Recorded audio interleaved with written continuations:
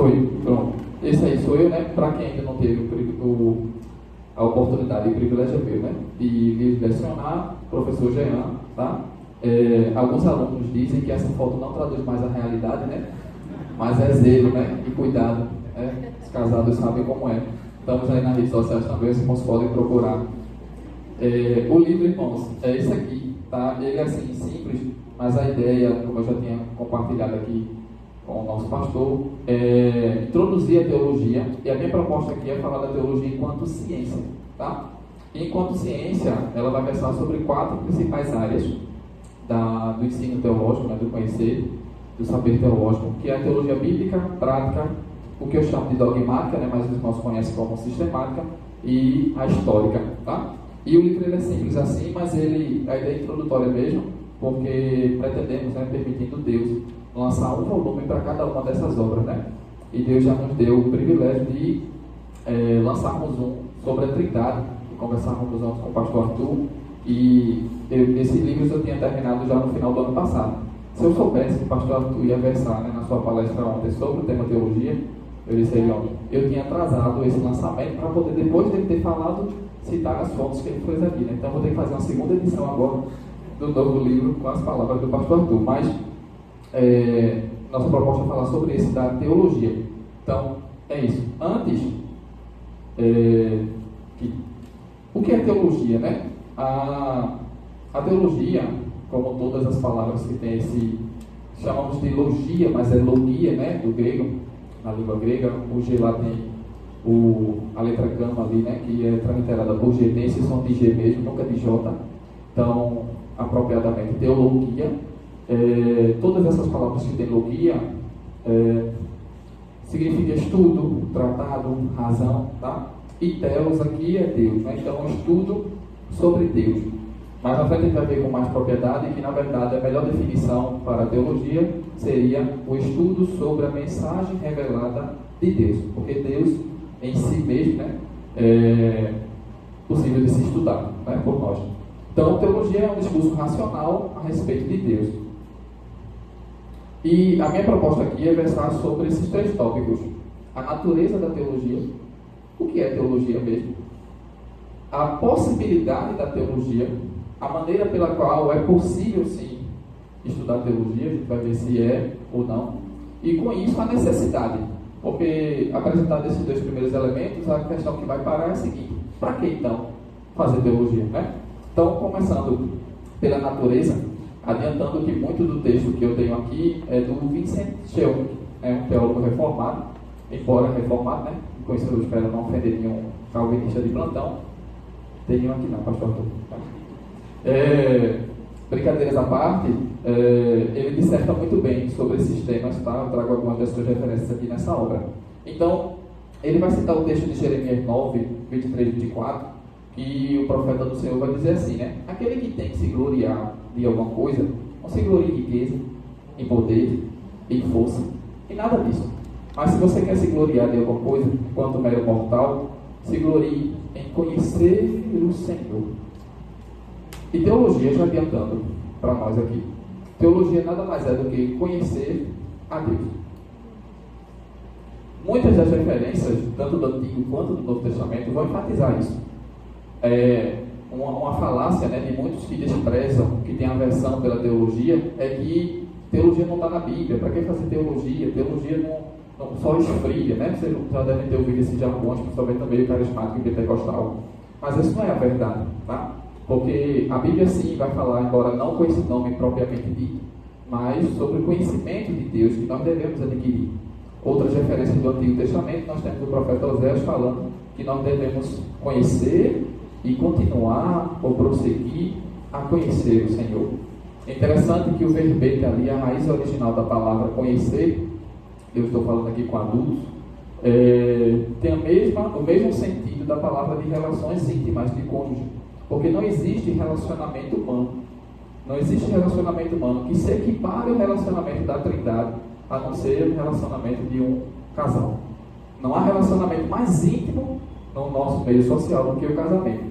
E esse relacionamento, embora imperfeito, é a ilustração imperfeita, lógico, mas é aquela que mais se aproxima a entender o que é o relacionamento intratrinitariano, né, das pessoas da Trindade, me valendo aqui de algumas palavras do pastor Arthur da sua palestra de ontem, mas também a relação em que Deus ele quer ter conosco. Então, relacionamento implica conhecimento. Você só conhece alguém se relacionar com esse alguém. Teologia é isso. E Jesus, no Novo Testamento, capítulo 17, versículo 3 de João, ele vai dizer, né, que a vida eterna é esta: conhecer a Ti como o único e verdadeiro Deus, ele estava falando do Pai, e a Jesus Cristo, né, o Filho, a quem enviaste.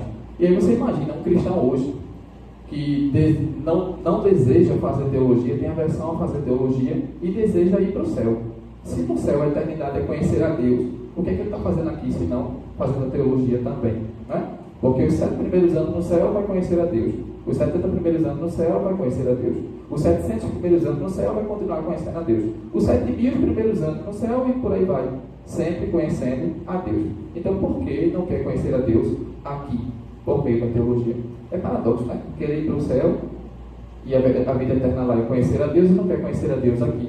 Então, adiantando, teologia é isso: conhecer a Deus. E graças a Deus nós temos o privilégio de conhecer a Deus. A grande questão é que eu defini para vocês que teologia sendo então conhecer a Deus, o estudo de Deus, e Deus sendo infinito, ilimitado, incomensurável. Deus é tão grande que para a gente definir a Deus, pastor, a gente começa pelo que Ele não é.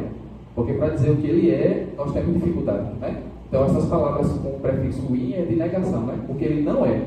Ele não é limitado, Ele não é finito, Ele não é mortal. É tudo em alguma coisa. Então como conhecer um Deus tão grande? E a resposta está na possibilidade da teologia. É possível conhecer a Deus? Sim. E por quê? Não porque a iniciativa parte de nós. Não porque a ação está em nós. Mas porque esse mesmo Deus que deseja que nós o conheçamos, Ele primeiro se revelou a nós. E essa revelação, essa manifestação de Deus para conosco, se deu de duas formas: pela revelação geral e pela revelação especial.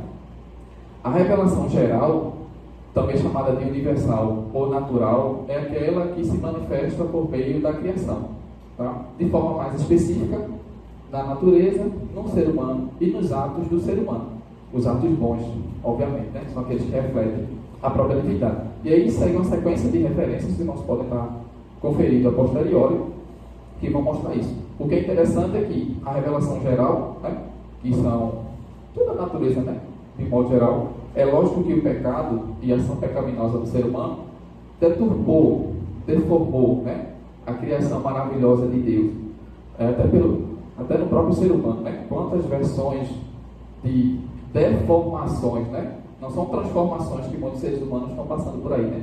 De deformações na criação de Deus, aquela criação que é o ápice, né? Da criação divina, mas isso não tira o fato de que ainda é criação de Deus e que é uma forma de Deus se revelar, né? Quando você se olha no espelho, você pode testemunhar que há um Criador que fez você a maior máquina funcional, né? E você atesta. O simples fato de você respirar atesta o fato de que há um Criador, que há um Deus, né? E, embora, né, tudo isso, ele vai dizer aqui na frente que essa revelação geral, com base no texto de Romanos capítulo 1, ela não salva. Ela sim condena. Indesculpável é o homem, é o ser humano, que tendo toda a criação atestando da existência do Criador, comprovando e dando a reconhecer que Deus ele existe, que Deus ele é real, o ser humano torna-se indesculpável se ele não dá o devido crédito a essa revelação geral. E aí, o que eu acho brilhante do autor aqui é que ele vai dar a causa, a razão pela qual isso acontece. E ele vai interpretar o texto ali de que Paulo diz que a lei está gravada no coração, escrita, né, na pedra do coração, como um conhecimento inato no ser humano. Então é como se fosse um gatilho, porque o ser humano ele é criado de imagem conforme a semelhança de Deus. E esse conhecimento inato, ele dispara quando ele contempla a criação e até ele mesmo, para que reconheça que há um Criador. Ora, qualquer máquina, por mais simples que seja, tem um Criador. Isso não apareceu do nada. Da mesma forma, imagine a máquina que é o ser humano. Imagine o universo.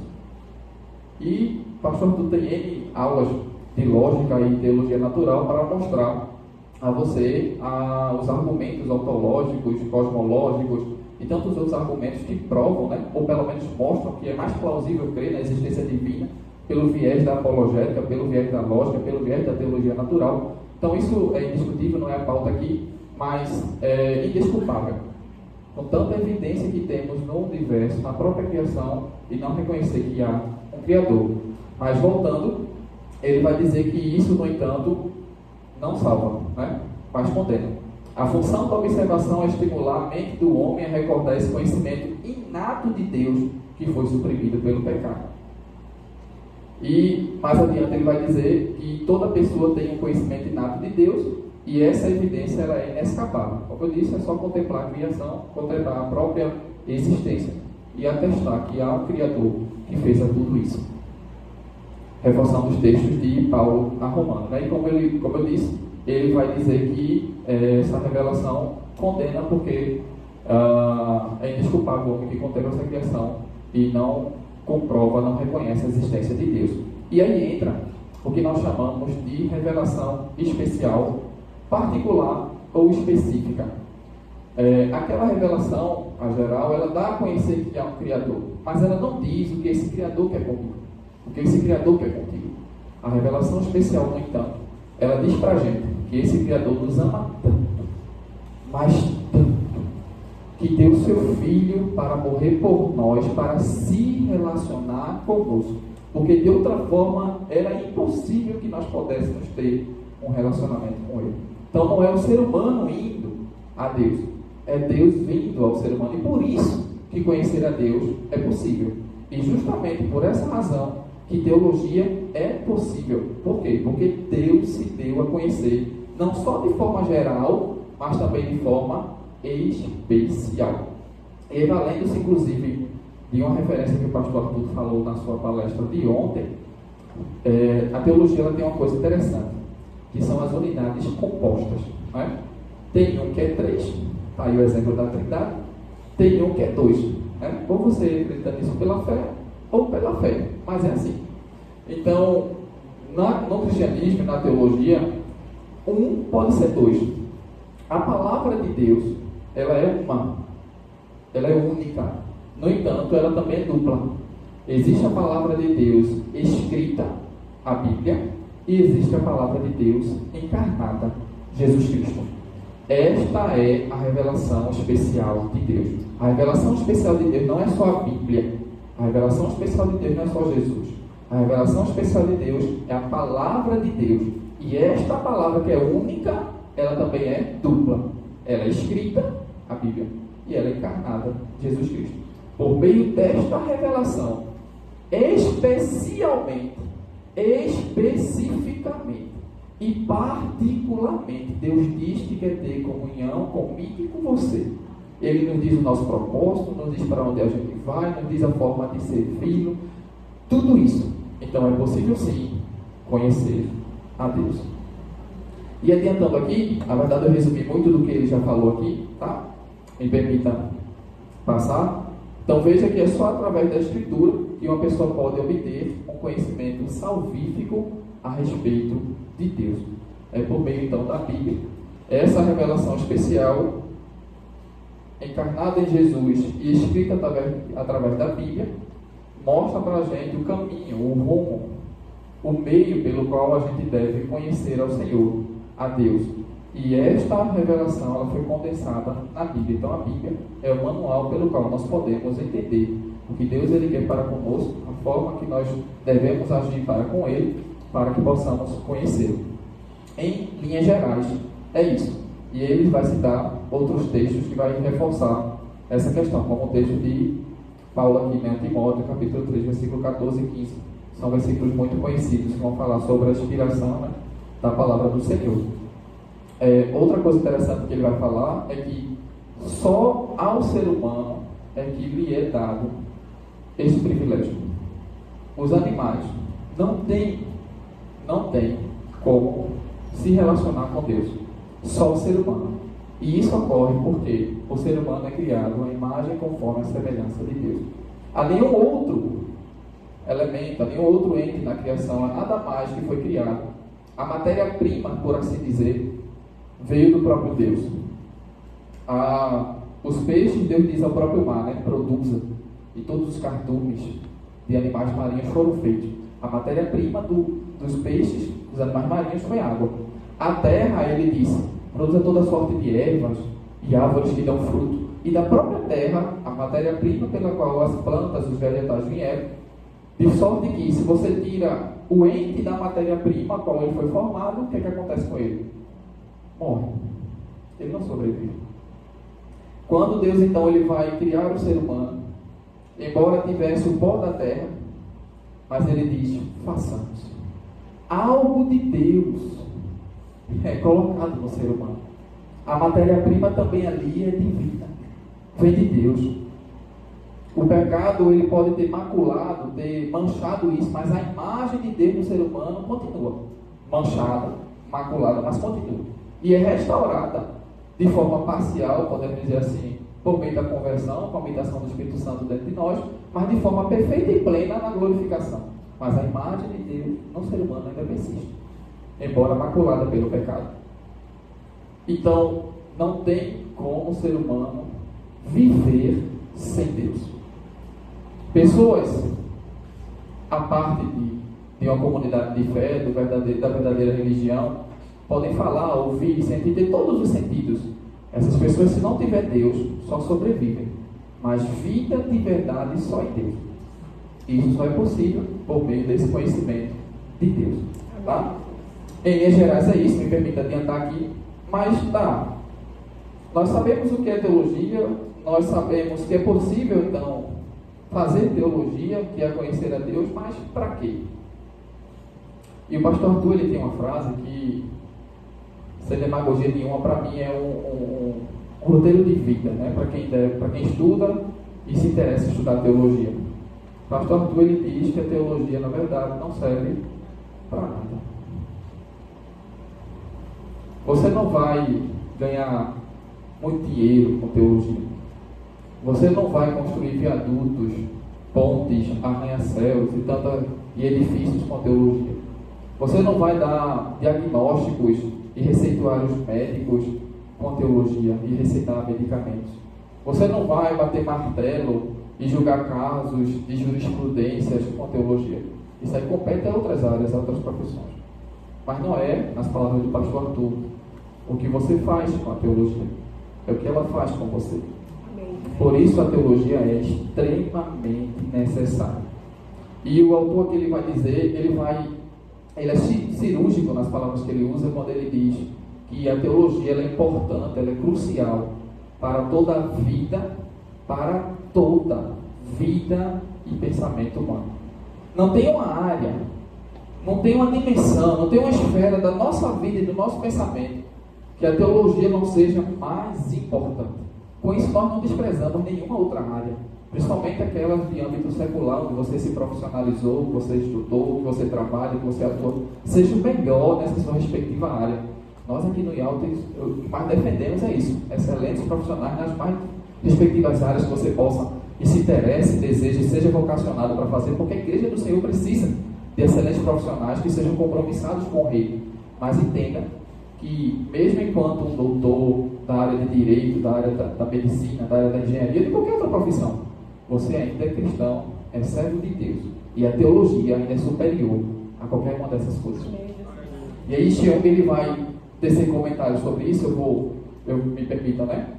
Poder passar aqui, mas eu tenho uns fragmentos que eu gostaria de frisar. Não sei se aí aparece em destaque. Mas ele diz assim: a ignorância com respeito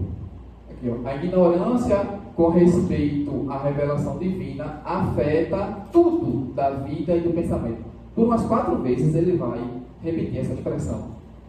Uma pessoa que está distante da teologia, que está ausente da teologia, essa pessoa não vai ver o todo, não vai ter uma perspectiva correta da vida. Ela vai só ter a parte material, a parte materialista da sua vida. E os irmãos bem sabem que quando nós estudamos teologia, quando nós conhecemos a Deus e conhecemos mais intimamente, a nossa visão ela é completa. A nossa visão ela é preenchida como um todo. A perspectiva é diferente. E isso é possível, isso só existe, só acontece porque o Espírito Santo que habita dentro daquele que conhece intimamente o Senhor é o que o guia, é o que direciona, é o que o impulsiona, é o que norteia os seus caminhos. Isso só acontece aquela pessoa que conhece a Deus de fato, de maneira genuína, de maneira verdadeira. E isso só é possível com a teologia cristã. E ele vai dizendo a mais. Segue-se, portanto, aqui no final, segue-se, portanto, que uma ignorância da teologia significa que a interpretação de alguém de cada assunto carecerá de um fator definitivo que ponha nessa a perspectiva correta. Então, por mais intelectual, por mais sábio, por mais inteligente que a pessoa possa ser, se ele não tem Deus na vida, se ele não tem o conhecimento de Deus, essa pessoa não tem essa visão completa, não tem esse todo. Lhe falta algo, e algo que é mais importante: um relacionamento íntimo com Deus, um conhecimento genuíno de Deus, um compromisso com Deus. E como isso é possível? Essa revelação foi dada em parte na Escritura, em parte em Jesus, em parte na Escritura.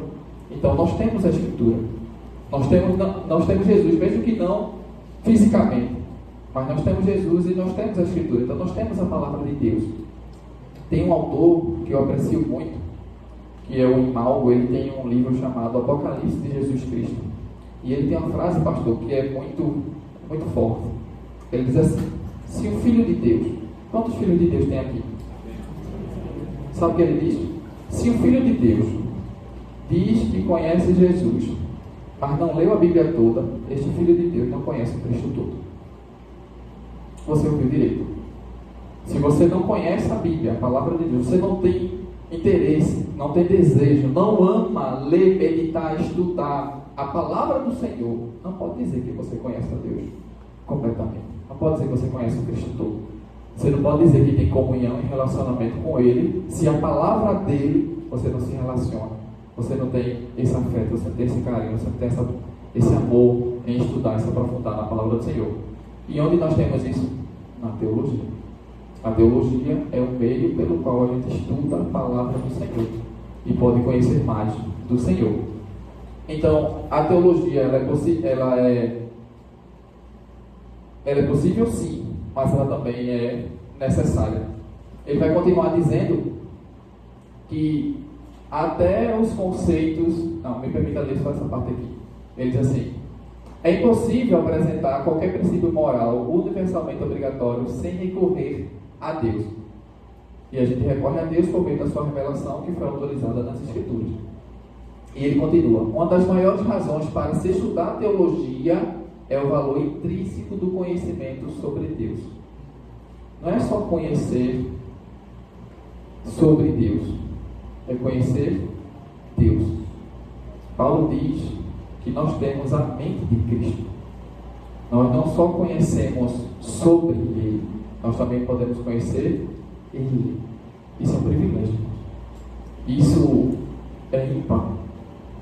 E é algo que Deus nos concedeu, é algo que Deus nos deu.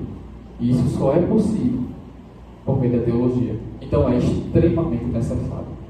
Não é algo, e não, eu retomo esse ponto, não desvalorizando nenhuma outra profissão, nenhuma outra área, mas não é algo que vai me remunerar financeiramente, que vai me dar um destaque, um status, um nome no outdoor, como talvez outra profissão ou outra oportunidade, porta de emprego, lista de concurso, enfim. Mas é algo que vai lhe dar aquilo que é mais precioso. Porque quantas pessoas não galgam essas coisas humanas e ficam por aqui, e ficam por aí mesmo. Mas quando os discípulos voltaram até Jesus e maravilhados disseram: Senhor, até sobre o teu nome os demônios são expulsos. Aí Jesus disse assim: não se glorie com essas coisas não, fique feliz por causa disso não, fique feliz porque o seu nome está escrito no livro da vida. O conhecimento genuíno e verdadeiro de Deus, não só sobre Deus, mas com Deus, conhecer a Deus intimamente, se relacionar com Ele intimamente, nos dá, por fim, além de tantas benesses, de tantos benefícios, de tantos privilégios neste mundo. Porque você imagina o caos que está e você ter essa paz que só o Espírito Santo lhe dá. Num mundo que não existe mais amor, que não existe mais valorização de pessoas, mais de coisas, é tudo invertido. E o Espírito Santo valoriza pessoas, usa pessoas para valorizar pessoas. Dá uma alegria que só o Espírito Santo dá, um amor que só o Espírito Santo pode dar. Isso é possível por meio do conhecimento de Deus. E esse conhecimento de Deus é teologia. Além de todos esses benefícios que nós podemos ter aqui, Ele ainda nos garante estar com Ele eternamente, pessoalmente. Você está com Ele aqui, né? Entenda. Você deve entender a palavra virtualmente. Virtualmente e momentaneamente. Mas um dia estará presencialmente, pessoalmente e eternamente. Só o conhecimento de Deus é que vai te dar essa oportunidade. Só o conhecimento de Deus é que vai tornar isso possível. E isso vem pela teologia. Bom, olha, para resumir, é isso. Para dar minhas palavras aqui nesse sentido, tá? Ele finaliza dizendo, então, permita aqui. Opa. O estudo da teologia é a atividade humana mais você pode se relacionar, pode trabalhar, pode casar e deve, né? Todas essas questões. Mais importante do que qualquer uma dessas coisas, teologia. Então, se talvez ainda tenhamos entre nós alguém que não tenha, mesmo que estude, né? Já estudou teologia, não teve esse olhar ainda, né, a respeito da teologia, ou alguém que porventura não faça ainda, né, o nosso curso, um dos nossos cursos, o pastor Arthur já falou de vários deles aqui. O nosso intuito é trazer você a essa reflexão. A teologia é muito importante, meu irmão. A teologia é muito importante, meu irmão. Não esqueça disso. Um servo do Senhor deve fazer teologia. Amém? E aí, me permita dizer assim, como bônus, eu disse que a palestra tem o intuito de falar da teologia enquanto ciência, né? Na verdade, essa primeira parte, tentei ser o mais breve possível. Na verdade, são só as considerações iniciais desse nosso livro, tá? A partir de então, nós temos 4 capítulos, cada um introduz, né, apresenta de forma bem introdutória, mas com alguns gráficos, algumas ilustrações bem particulares nossas, tá? A respeito dessas quatro áreas, né, da teologia enquanto ciência. E aí, de forma geral, tá? Apresentando para cada um dos irmãos, talvez alguns nomes aqui, algumas terminologias ou nomenclatura sejam um pouco desconhecidas de alguns. Isso é bom porque incentiva você a vir estudar teologia, né, para aprender mais detalhes sobre isso aí, né, nos nossos cursos de teologia aqui no IALT, nós vemos com detalhes disso. Me permite, inclusive, voltar aqui para dizer uma coisa. Olha, eu sou suspeito porque, além de estudar, eu sou professor aqui, né, pastor Ney. Mas isso não é demagogia da minha parte. Um curso de teologia sério, um curso de teologia mesmo, ele deve contemplar essas 4 áreas enquanto disciplinas na sua emenda. Louvado seja Deus que o IALT, ele tem todas essas disciplinas sendo contempladas nos seus cursos. Meus alunos sabem que quando eu começo a falar cada disciplina, eu faço esse panorama geral. Eu mostro para situar você no tempo e no espaço em que disciplina você está. E eu correlaciono aquela disciplina que você vai estudar comigo com uma dessas áreas para mostrar a você que você faz isso no seu curso. O seu curso contempla essas áreas. Um curso de teologia séria tem isso. Nós temos isso no IALT. Então, se você ainda não é, né, você só pode ficar em cima do muro. Em cima do muro dizem que é, né, pastor? Mas, se ainda está indeciso, o curso de teologia do IALT é, sem dúvida, um dos melhores, viu? Aproveita. Então, enquanto teologia bíblica, nós temos no Antigo Testamento os 3 gêneros do arranjo judaico. Né? As minhas aulas de teologia do Antigo Testamento e de panorama do Antigo Testamento eu mostro. Inclusive, eu prefiro tratar dos assuntos de teologia bíblica do Antigo Testamento aos moldes da teologia do arranjo judaico, que é, diga-se de passagem, correto, né? Com a Septuaginta, o arranjo grego que nós temos nas nossas Bíblias acaba trocando de gêneros alguns livros, né? A gente vê isso com detalhe nas aulas, mas esses são gêneros de forma correta, né? Teologia mosaica, da lei, tá? A teologia dos escritos e a teologia dos profetas, tá? Os profetas ali divididos em maiores e menores, e os escritos em históricos e poéticos. Temos também a teologia do Novo Testamento, e aí cada autor, ou a maioria deles, recebe também um nome apropriado na teologia. Mateana, Marcana, Joanina, Paulina, Petrina, Lucana. Mas só ainda não temos, pelo menos eu desconheço, pastor, nomes para a teologia de Hebreu, de Judas e de Tiago, né? Tá aí um tema de TCC bom para você que se desejar, né?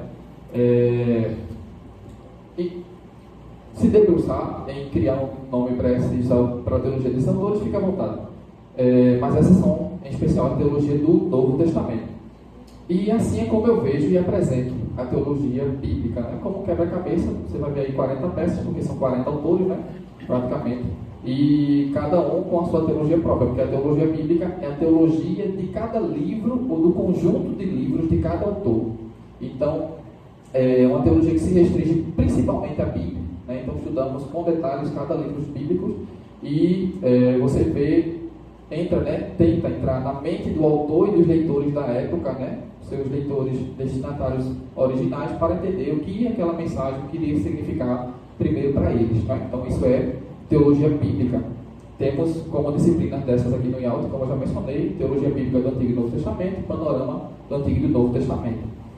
A teologia histórica, como o nome já diz, é aquela teologia que vai tratar do desenvolvimento histórico desde, do período ali da igreja primitiva, ou mais especificamente depois, com as eras, né, que a igreja, ou os momentos históricos que a igreja passa com seu desenvolvimento teológico. E aí nós temos os principais, que é a patrística, a escolástica e a reforma, né?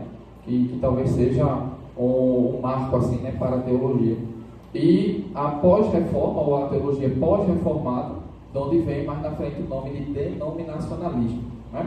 E aí, aqui tem um gráfico, né, mostrando ao longo do tempo como sucedeu, tá? Mas eu vou mostrar mais à frente um detalhe sobre o denominacionalismo. Então, na patrística nós temos vários nomes. Tá aqui talvez o mais conhecido seja Augustinho, né? Mas temos muitos outros pais da igreja, então é importante estudar as contribuições, né, que esses homens, claro, como homens, tiveram seus erros, mas o que esses homens tiveram de acerto, de produção, que contribui para a teologia, né, como um todo. Então isso é importante. Semelhantemente, em relação à escolástica e da mesma forma em relação à reforma, né? Na escolástica, talvez o principal nome que se destaca ali seja Tomás de Aquino, e aí também, da mesma forma, as contribuições desse homem, as contribuições teológicas dele, né, ao longo da história para a teologia de hoje, e dispensa comentários, né? As contribuições de Martinho Lutero, de Calvino, né, de outros reformadores e até mesmo pré-reformadores. A professora Tassiana falou bem sobre isso na aula passada. E depois disso, que a gente chama de teologia pós-reformada, né, o denominacionalismo, que no que tange, né, no que compete às diversas denominações de hoje, e louvado seja Deus, porque o IALT ele rompe barreiras, né, interdenominacionais. Aqui você pode ter irmãos de N denominações, e nós aprendemos e entendemos que após a reforma, essas diversas denominações, né, cada um tem a sua contribuição própria, particular, para a teologia também. Isso é estudado na teologia histórica através de cada um desses nomes. Eu tenho uma forma que eu aprendi, na verdade, né, uma forma de representar que é mais ou menos assim. Principalmente depois de 1500, nós temos aí, né, os luteranos, os reformados suíços, os anabatistas, os anglicanos, reformados franceses, presbiterianos, puritanos, congregacionais, batistas, pietistas, viu? Cuidado para você não confundir. Não suprima o I aí, viu? É pietista, viu? Só para reforçar, né? Os metodistas, o movimento Holiness e os pentecostais, né? De 2000 para cá, aí esse leque é muito maior, mas muito maior mesmo. Não dá para contemplar num livro só, né, tudo que vem do século XX, XXI em diante, né? Mas, no geral, praticamente todas as denominações cristãs sérias que existem hoje, das quais eu tenho certeza que temos aqui representantes, vieram de alguma dessas daí, né? Isso é possível por meio da teologia histórica. E aí você aprender a origem, né, da sua denominação, da sua congregação, da sua comunidade de fé, aqui é importante, tá?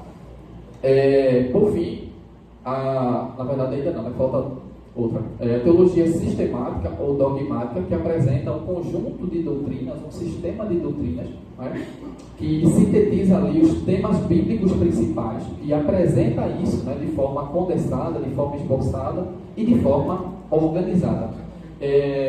Dependendo dos autores que você consulta, essas terminologias podem variar, né? Tem doutrinas que são condensadas, né? Por exemplo, a doutrina do Pai, do Filho e do Espírito Santo, comumente é condensada na doutrina da Trindade. Tem doutrinas que são subdivididas. Você tem a angelologia, e é a angelologia mesmo, viu? Com dois L-O.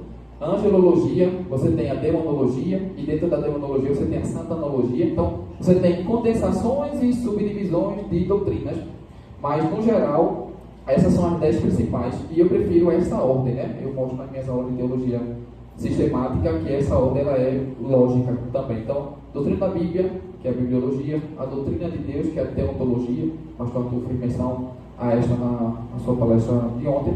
A doutrina de Deus Filho, eu prefiro chamar doutrina de Deus Filho e não doutrina de Cristo. Nas minhas aulas de Cristologia eu explico por quê. A pneumatologia ou a pneumagiologia já foi chamada também de paracletologia, que é a doutrina do Espírito Santo. Como eu disse, a angelologia, a doutrina dos anjos, a antropologia, a doutrina do homem, a marteologia, que é a doutrina do pecado, a soterologia, que é a doutrina da salvação, a eclesiologia, a doutrina da igreja, e a escatologia, que é a doutrina das últimas coisas. Isso resume bem a teologia sistemática. Tá? E por último, aí sim, antes, porém, como eu vejo a teologia sistemática, né? É um todo onde você tem 10 partes. Claro que cada parte representa o todo, e aqui no IALT nós temos cursos de teologia sistemática, nós temos até um mestrado, né? Foi o mestrado que nós tivemos o privilégio de fazer nessa temática também. E você tem N disciplinas de teologia sistemática que são aparentemente interdependentes. Então, eventualmente, se você perde a primeira, você pode começar a partir da segunda, de forma que não há prejuízo, né? Quando você começa, por exemplo, passou por teontologia, mas começa em pneumatologia, não importa, desde que você faça todo o curso, né? Porque cada disciplina representa o todo, mas não é o todo. Então é importante conhecer toda a teologia sistemática, tá?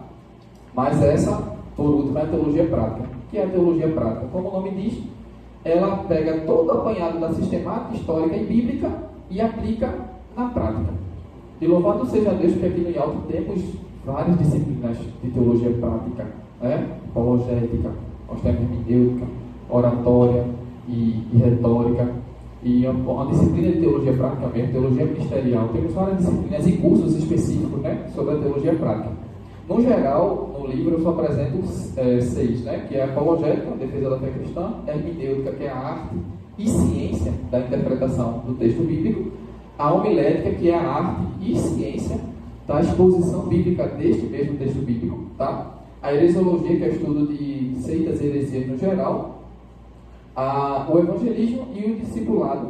O evangelismo e o discipulado, na verdade, condensa-se numa disciplina só, nós chamamos aqui de teologia prática, está relacionado também com missões, né? E no evangelismo você então aprende, né, a teoria de pregar o evangelho. Nesse sentido, o evangelismo é diferente de evangelização, né? Um está para a teoria e o outro está para a prática.